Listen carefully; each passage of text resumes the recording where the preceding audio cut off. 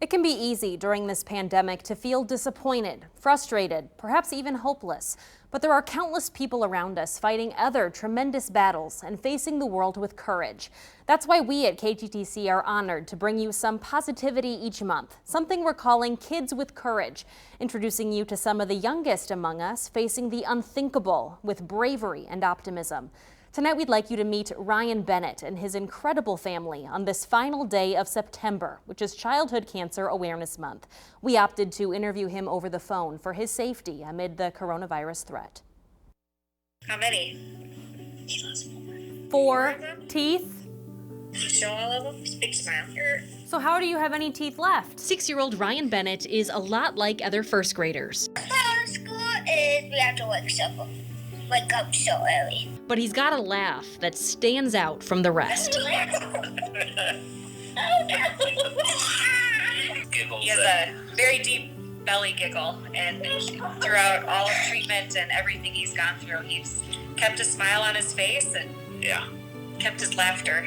About a year and a half ago, Richard and Mandy Bennett noticed their youngest was extra tired, needed naps, and he had some bruising on his arms. It was 2 days later he was admitted to the hospital with a leukemia diagnosis. As a mom, as a dad, first initial thoughts when you heard that word? I'd say hard to talk about even now. I'd say our world just completely got turned upside down. A medical team at Mayo Clinic St. Mary's placed a port for Ryan's chemotherapy, and he settled in for inpatient treatment for the first 30 days. Ryan's doctor, Carola Arndt, tells us, quote, "This diagnosis comes as a shock to any parent. Fortunately, the cure rates have dramatically improved over the decades, so that nowadays, most children with acute lymphoblastic leukemia can be cured. However, it comes at a price of hard treatments for the patients."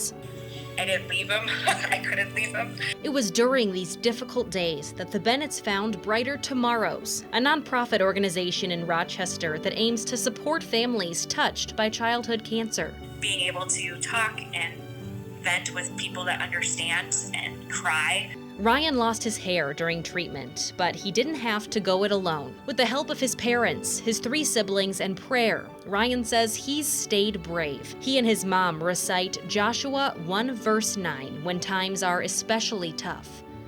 It is learning me to be strong and but do not be terrified, do not lose hope. I'm a warrior God. I'll be with you wherever you go. Ryan entered the maintenance phase of his treatment last December. That means a chemo pill every day and a spinal tap or chemotherapy through his port once a month.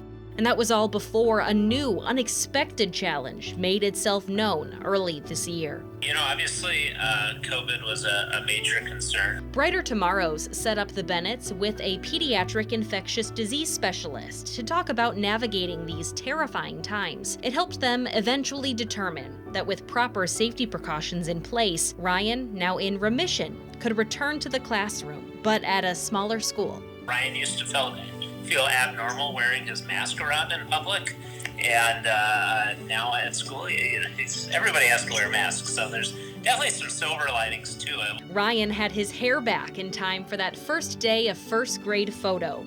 He will continue with treatment until he's 8, but his laughter will continue long after that. Dr. Arndt agrees, saying, "We are optimistic he will continue to do well. I believe he will be either an architect or a builder when he grows up, given his fascination with Legos." He's got a long life ahead of him. We want it to be the best that he can have. Ryan is a kid with courage. We are sending a giant, socially distanced hug to the Bennett family for being the first to share their story with us as part of this new segment.